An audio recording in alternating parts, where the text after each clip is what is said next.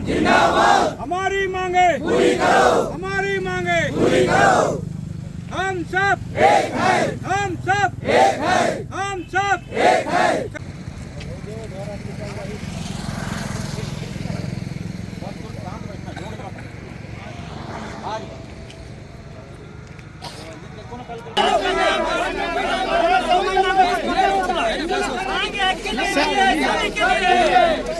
वो भी तो ड्राइवर है सर, बस वाला भी।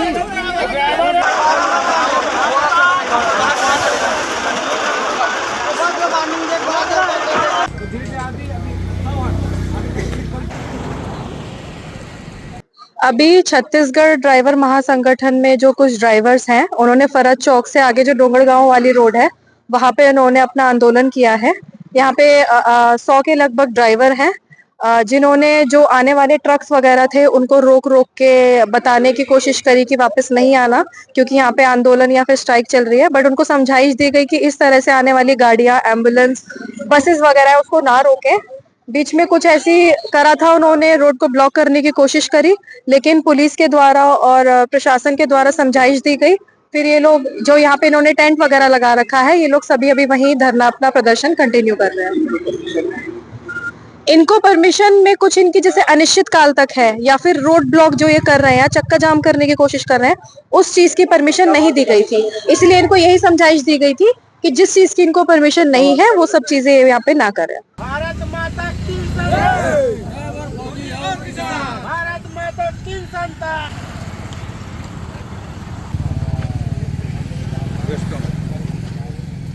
चलो भेजता हूँ मैं, चलो भेज रहा हूँ।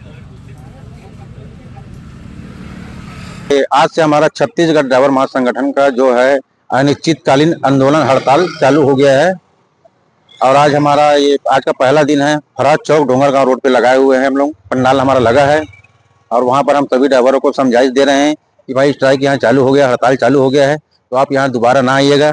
इस तरीके से हम उनको समझा रहे हैं। और हमारी एक टीम पाटेकोरा बॉर्डर में है, वहाँ भी सभी को समझाइश दिया जा रहा है, बॉर्डर में सभी गाड़ियों को।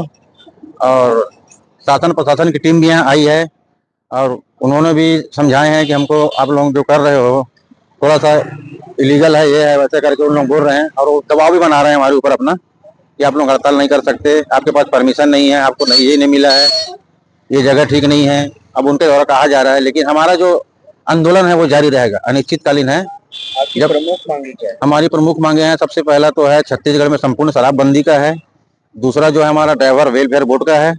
और तीसरा हमारा मांग जो है वो है ड्राइवर गठन का, ड्राइवर आयोग गठन में। आपकी स्टीयरिंग छोड़ो आंदोलन से क्या क्या दिक्कतें का सामना करना पड़ेगा?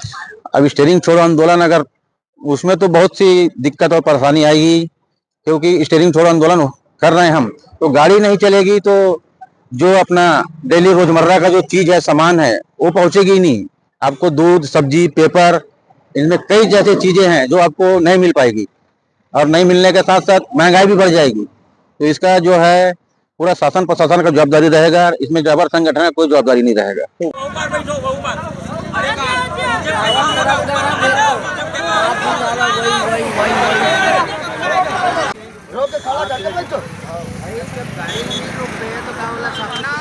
जाम लगे बोल के रुक गए।